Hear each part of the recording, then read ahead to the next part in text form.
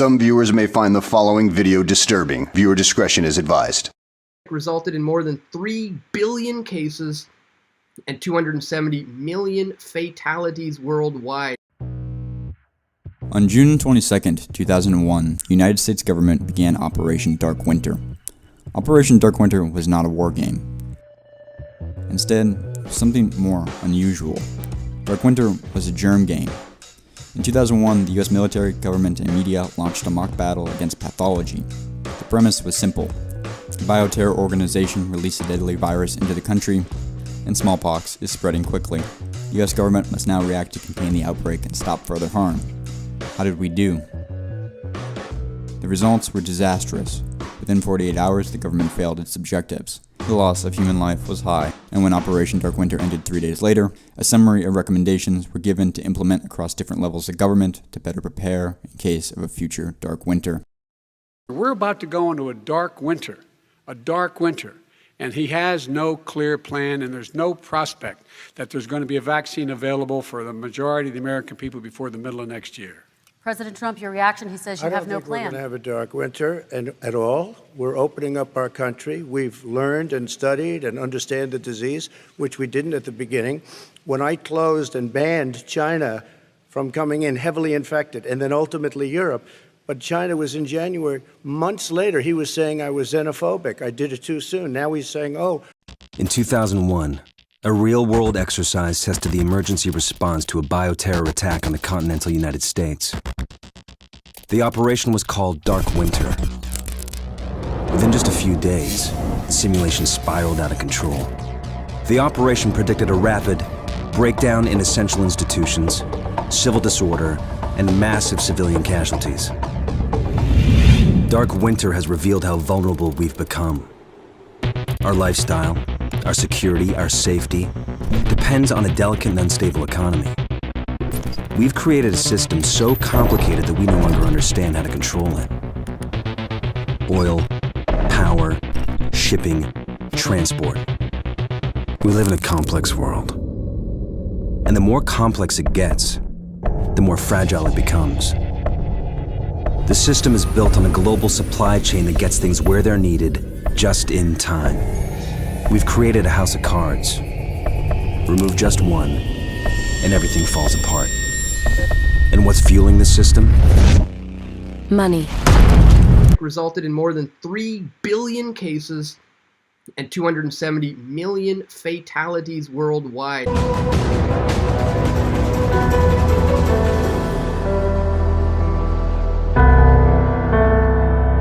The Centers for Disease Control and Prevention announced an alert that monkeypox appears to be spreading mainly in the gay and bisexual communities globally. However, they're saying that doctors and patients need to be on the lookout for lesions. And I heard a great voice out of the temple saying to the 7 angels, "Go your ways and pour out the vials of the wrath of God upon the earth." And the first went and poured out his vial upon the earth, and there fell a noisome and grievous sore upon the men which had the mark of the beast, and upon them which worshipped his image.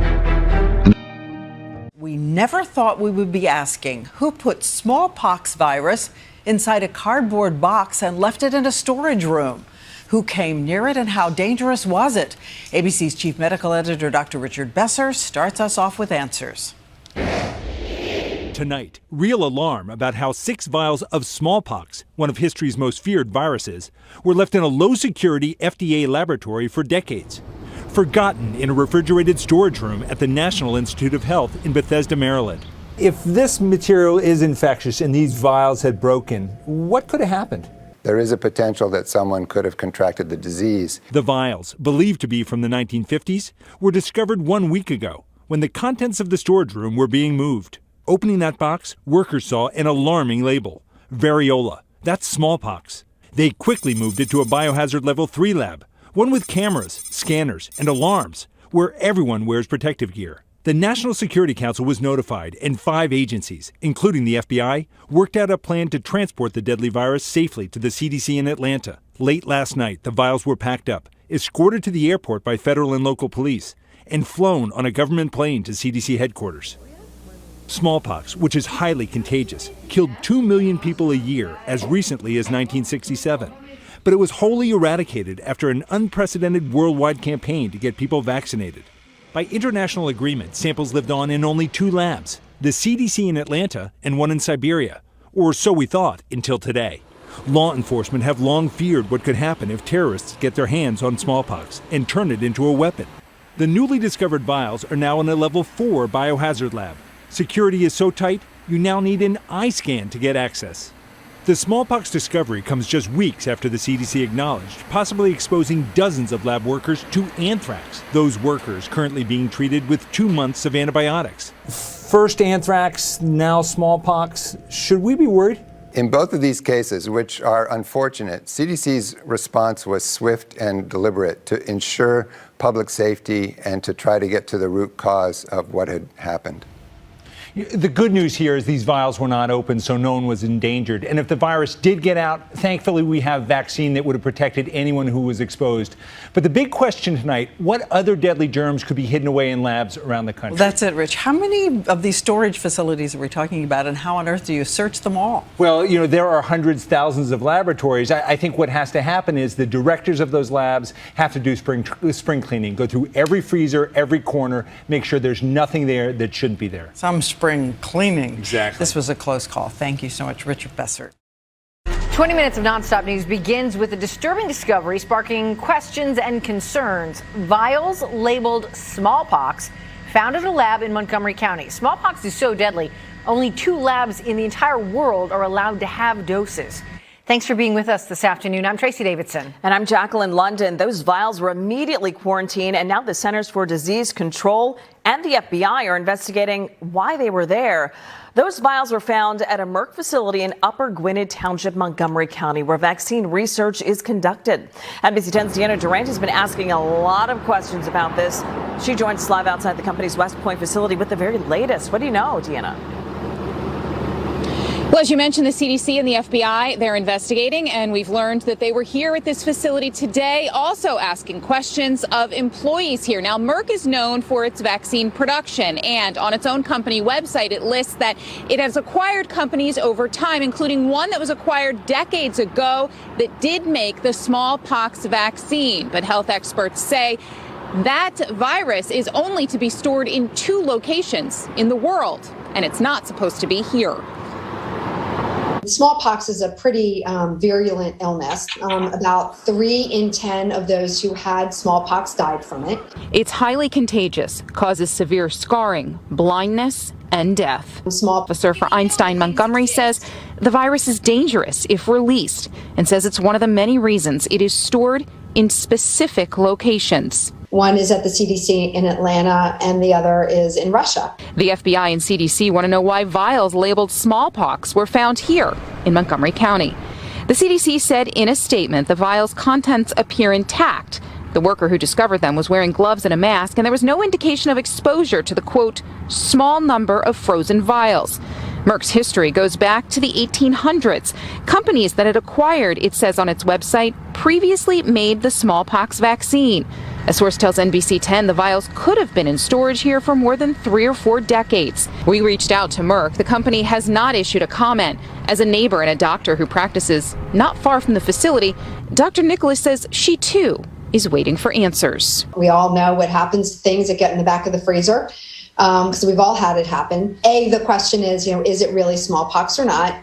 And B, how did it get there? And I don't know whether we'll ever get to the bottom of it or hear what that final result was.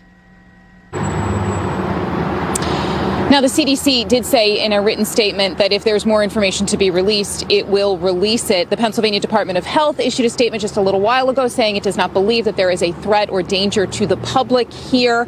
And also, we did touch base with the CDC, as we said. We asked them if they will test these vials or if they will simply be destroyed. We did not get a comment back for that question.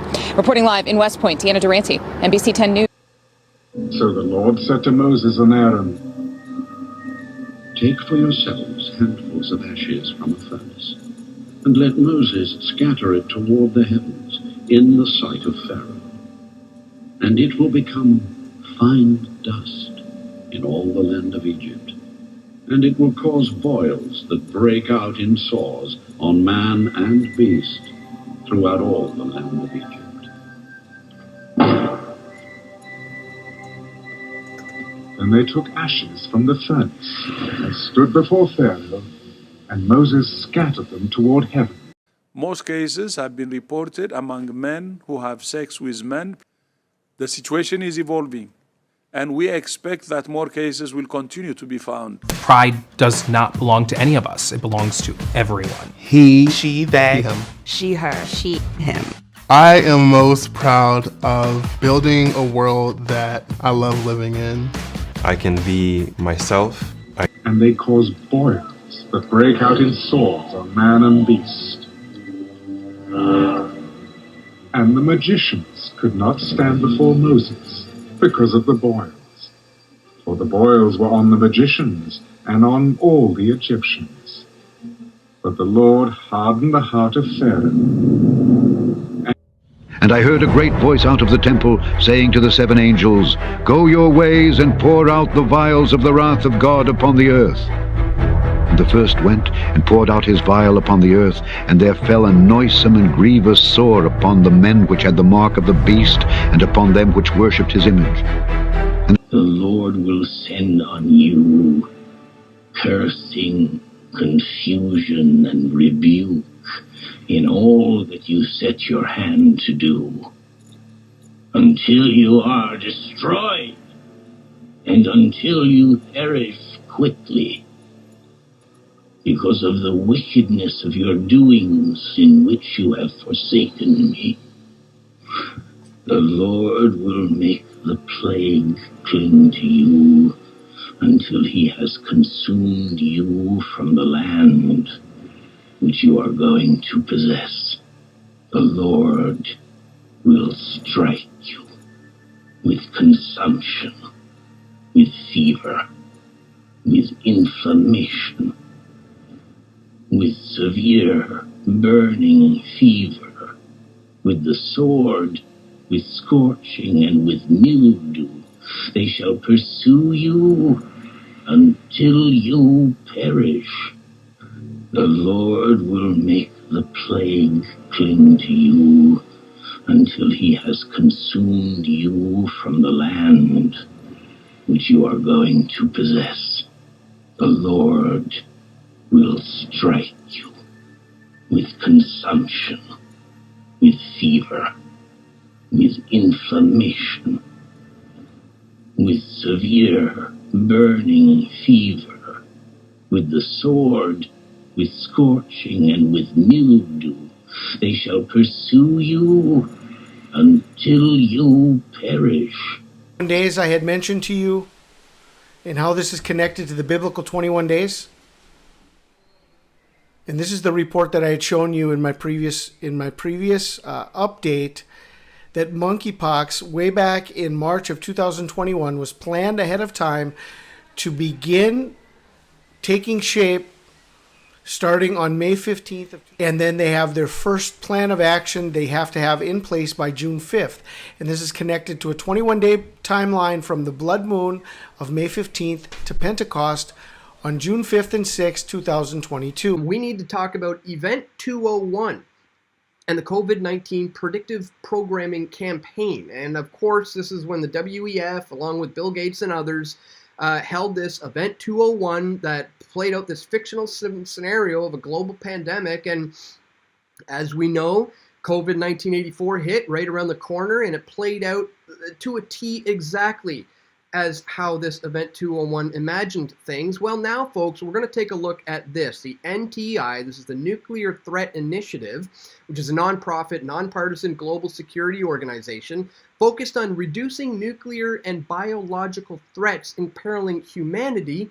Well, folks, they have just teamed up with the Munich Security Conference to conduct a tabletop exercise on reducing high-consequence biological threats.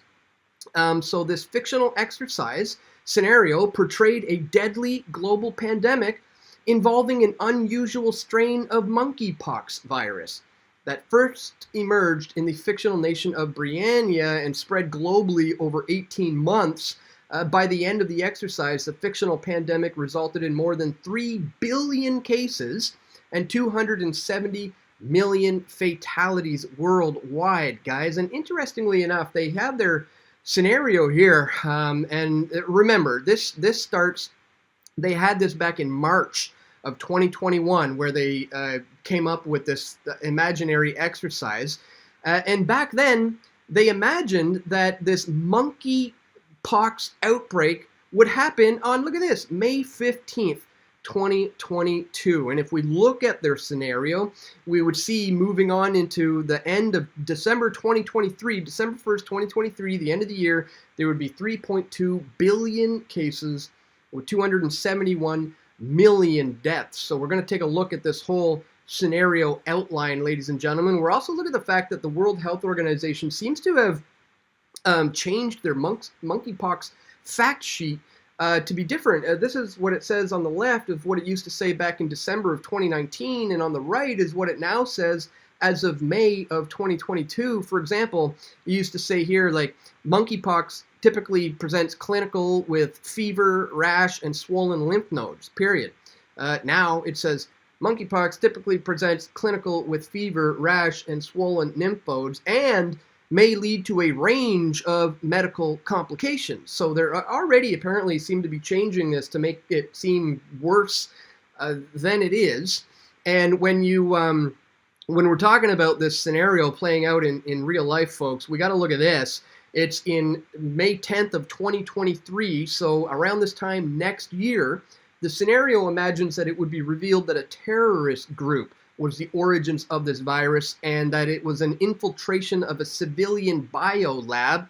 And the reason why I point that out is because we have to remember stories like this, guys. This woman who claimed she got sick after caring for a hissing monkey that escaped a truck in a Pennsylvania crash. Do you guys remember this? After a truckload of 100 lab monkeys crashed in Pennsylvania, a woman stopped her car to help. One of the monkeys did not appreciate her goodwill, hissed in her face, and now she's sick. And let's also not forget this story, ladies and gentlemen. Vials labeled smallpox were found by a lab worker cleaning a freezer in where? Pennsylvania. Once again, vials labeled smallpox were discovered at a Pennsylvania lab, the Center for Disease Control and Prevention said Wednesday. Very, very interesting that we are now saying this as it has. And confusion of heart. This particular song was released last week by the San Francisco Gay Men's Choir. Their song deals with, well, it comes straight out and says its intentions for the gay community in San Francisco, the male gay community, towards children. Have a listen. Think that we'll corrupt your kids if our agenda goes unchecked. Funny, just this once, you're correct. We'll convert your children. Happens bit by bit, quietly and subtly, and you will barely notice it. We'll convert your children. We'll make them tolerant and fair. We'll convert your children. Someone's gotta teach them not to hate. We're coming for them. Here's what they're saying now. The World Health Organization is holding an emergency meeting today to discuss this monkeypox outbreak. The World Health Organization is due to hold an emergency meeting to discuss the recent outbreak of monkeypox on Friday, a viral infection more common to West and Central Africa. More than 100 cases were confirmed or suspected in Europe. In what Germany describes as the largest outbreak in Europe, cases have now been confirmed in at least 5 countries: United Kingdom, Spain, Portugal, Germany, Italy, as well as the United States, Canada, and Australia. So they're really making the case that this is an important emergency meeting that needs to be held today to discuss this outbreak. But as I said, guys, this is coming at the same time of discussions over this global pandemic treaty, which essentially I was combing over some of it, and let me just scroll through here. I noticed under Article 12, I think it was in Section 2, 3, and 5, we got a lot of troubling language here, and here. For example, if the Director General considers, based on an assessment under these regulations, that a potential or actual public health emergency of international concern is occurring, The Director General of the WHO shall notify all states parties and seek to consult with the state party in whose territories the event arises regarding this preliminary determination, and may, in accordance with the procedures set forth in Article 49, seek the views of the committee established under Article 48 of this, hereon referred to as this emergency committee.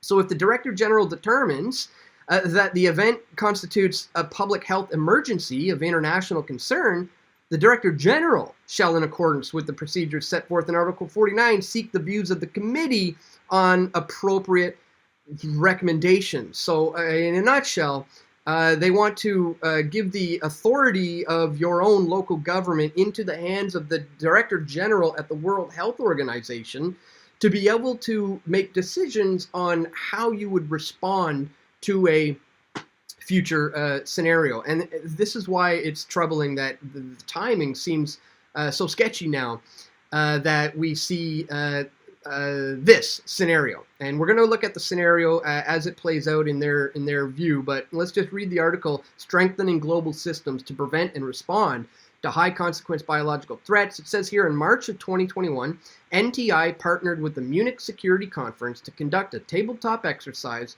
on reducing high-consequence biological threats. The exercise examined gaps in national and international biosecurity and pandemic preparedness architectures, exploring opportunities to improve prevention and response capabilities for high-consequence biological events. Participants included 19 senior leaders and experts from across Africa, the Americas, Asia, and Europe, with decades of combined experience in public health, biotechnology, industry, international security, and philanthropy. So here's the summary. Developed in consultation with the technical and policy experts, this fictional exercise scenario portrayed a deadly global pandemic involving an unusual strain of monkeypox virus that first emerged in the fictional nation of Britannia, spread globally over 18 months. Ultimately, the exercise scenario revealed that the initial outbreak was caused by a terrorist attack using a pathogen engineered in a laboratory with inadequate biosafety and biosecurity provisions and weak oversight. By the end of the exercise, the fictional pandemic resulted in more than, isn't it interesting, ladies and gentlemen, that this scenario happens to be happening right when the World Health Organization and Bill Gates and the likes of all of them are meeting in Davos to discuss exactly that and to implement exactly that by signing on to this new treaty. And just right on cue, we have this scenario. As I said, they last year in March of 2021 imagined that a monkeypox outbreak would happen in May of 2022, and here we are. And if any of their other events like Event 201, we saw how that came out, right? Everything to a T is how it occurred with COVID-19. Well, hopefully this doesn't play out in real life as the way they're projecting either, because if you fast forward to around this time next year, 2023, we're going to see that it was revealed that a terrorist group was the origin of this. Took them a year to figure that out, apparently. And they infiltrated a civilian biolab, which is why I brought this to your attention, guys. And I think if this does have some weight to it, if this does carry out to play out as they imagine in real life, then in a year from now, maybe in May of 2023, the authorities will start to reveal that this did come from some sort of a terrorist, lab infiltration or something, and people may look back to what happened in Pennsylvania.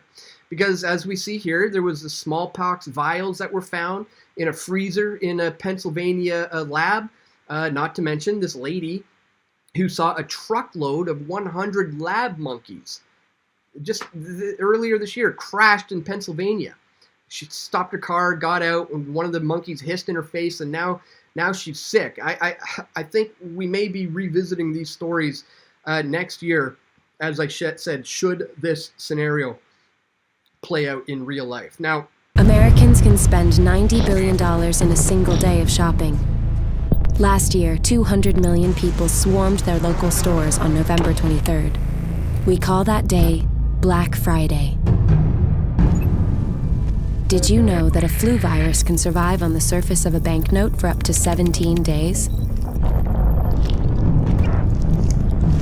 One day there will be a pandemic, It could begin during the crush of Black Friday sales. A pathogen will jump from tainted banknotes to human skin, onto food, toys, children, and loved ones. By the time patient zero feels the first sore throat, millions of people will already be infected. From this point, the breakdown will happen fast. Day 1, hospitals will reach capacity. Panic will strike. Day 2, quarantine zones will be established. Resources will be rationed. Transport will go into lockdown. Day 3, international trade will stop. The oil will dry up. The stock market will collapse. Day 4, the power will fail. The shelves will be empty. The taps will run dry. And once hunger and despair take hold, people will do anything for survival. By day 5, everyone will be a potential threat. In 2007, a new presidential directive was signed quietly into law. This maps out the government's response to a crisis, a plan to cope with a real dark winter. It is known as Directive 51. There are rumors of shadow agencies, sleeper cells, covert agents, but nothing can be confirmed. Our complex world is primed for breakdown. And once the chaos strikes, there won't be resources to save us all. The only question left is, what will it take to save what remains?